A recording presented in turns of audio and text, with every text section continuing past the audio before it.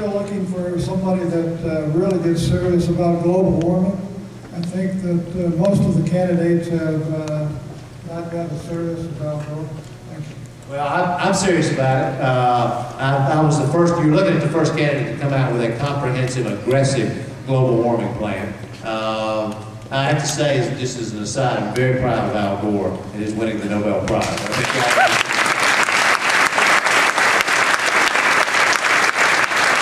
Here's what I believe. Here's what I believe. Let me answer the question very specifically, just like I did about Gore. What I believe is that we need to cap carbon emissions in America. We need a national cap that doesn't exist today. That cap ought to come down every single year. We ought to have a reduction of our carbon emissions by a minimum, and I underline minimum, of 80% by the year 2050. We might even need to do more. That's what the scientific community is consensus around right now, but every time we get more information, it indicates the problems are worse, not better. Beyond that, below the cap, we ought to make any of these big companies that are putting out carbon, we ought to make them buy a permit to do it through an auction system. That money, the proceeds of that auction, should be at least $30 billion. That money should be invested in transforming the way we produce and use energy in this country.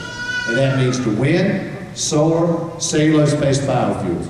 Now, I mentioned earlier there are some differences between the candidates. This is another area where there are some differences. I'm opposed to building more nuclear power plants. Some of the other candidates, Senator Clinton, Senator Obama, feel differently about that. I'm not confident that, first of all, we can do it safely and dispose of the waste safely. And secondly, it takes forever and it's incredibly expensive to get a nuclear power plant online. I think we have to move quicker and more aggressively to that. Second is I'm not for liquefying coal. I'm also not for building more coal-fired power plants. I think we should have a moratorium on building more coal-fired power plants. We are going to make the bad situation worse. And then, this is the most radical of my ideas on this subject. You know, you all have been through this before, a lot of you have, probably most of you have, the caucus process. Presidential candidates come rolling through Iowa, and they promise you this, and then they promise you that, and then they promise you this, and it is a fantasy. And every single one of you know it. You've got better sense than that. This is what I have to say. We're going to solve America's big problems, including this one. We're going to have to be willing to sacrifice. You're going to have to be willing to sacrifice.